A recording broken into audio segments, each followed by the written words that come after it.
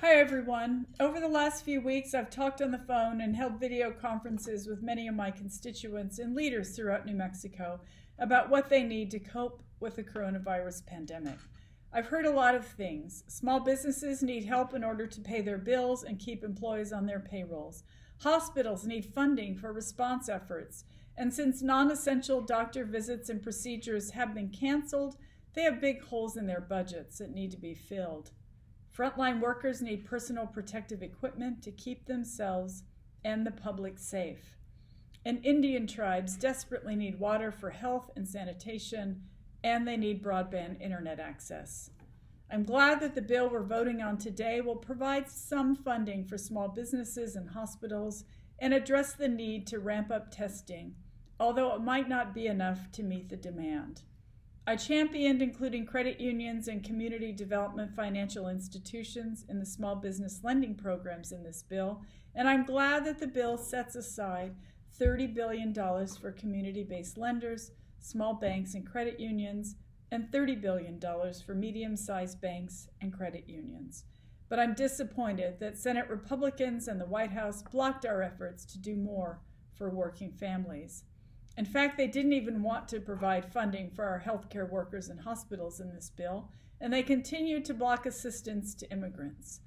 Stay-at-home orders have meant that cities and counties in my district, tribal governments, and our state government have all seen their revenue decline dramatically, yet their citizens depend on them to continue providing services like emergency health care, education, and unemployment assistance.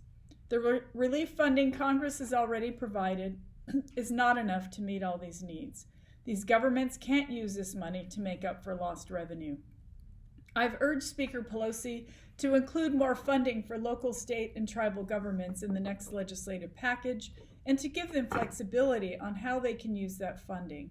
I wish I were voting on that today, but sadly, we're not. Working families are struggling to pay all their bills and put food on the table, yet this bill does not increase the maximum Supplemental Nutrition Assistance Program, or SNAP, benefits. As someone who used SNAP when I was raising my daughter as a single mom, I know how important this program is to families trying to make ends meet, and I also know that it's one of the most effective stimulative policies the federal government can put in place. I wish we were voting on that today, but we're not, because the White House and congressional Republicans refused to include it. I wish this was a better bill that puts people first. I wish it focused on keeping people on payrolls, providing people with financial relief, protecting public health, and defending our federal elections. I wish it protected all people, regardless of their immigration or tax status, age, or ability. I wish it helped state, local, and tribal governments to provide the services that their people depend on. This isn't the bill that I would have written or that House Democrats would have written. Our bill would have put people first and not bailed out wealthy corporations. It would have provided personal protective equipment and premium pay to essential workers on the front lines. It would have protected families from utility shutoffs, evictions, and hunger.